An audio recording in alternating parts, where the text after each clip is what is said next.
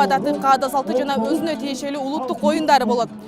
Кыргызда улуттук оюндарды, өзгөчө ат оюндарын жыл сайын майрамга карата өткөрүп келет. Бүгүн Нооруз майрамына карата ат майданында ат оюндары өткөрүлүп жатат. Өзүңүздөр байкагандай, ат оюндарын сүйүүчүлөрү бул ат майданына жыктолгон.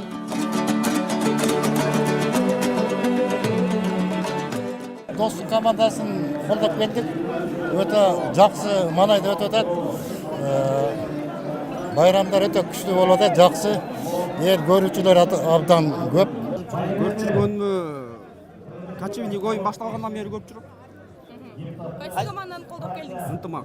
Ынтымак командасы. Кыргыз элин баардык бүгүнкү Нооруз майрамы менен куттуктайбыз. Кут алып келген, береке алып келген, ынтымак алып келген жакшы жылдардан болсун.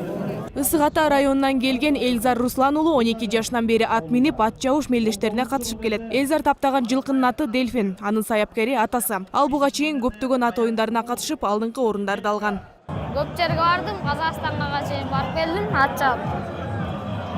Биринчи орундан алып жүрүп, баягында машина утканбыз. Анан азыр аламандан 5-чи болуп калдык.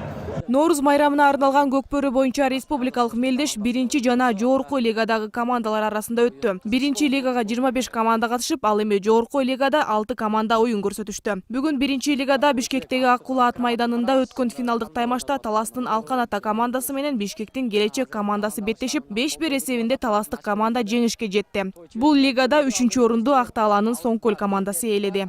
Бүгүн бул эл күткөн жакшы оюндардын бири.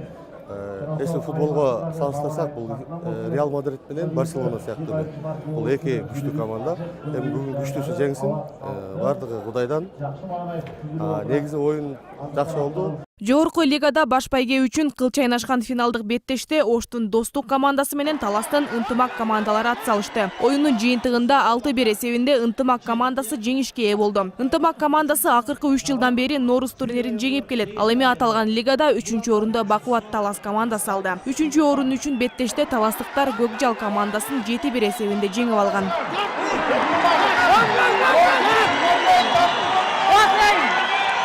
Ат оюндарынын байге фондусу Бишкекте 1.450.000 сом, ал эми Ошто 400.000 сомду түзөт. Оюндун жеңүүчүлөрү акчалай байге алды. Ошондой эле алтын, күмүш жана коло медалдары тапшырылып, кубок менен сыйланышты. Ар бир команда кызыктуу жана күчтүү оюн көрсөтүп, Нооруз майрамынын шаңын чыгарышты.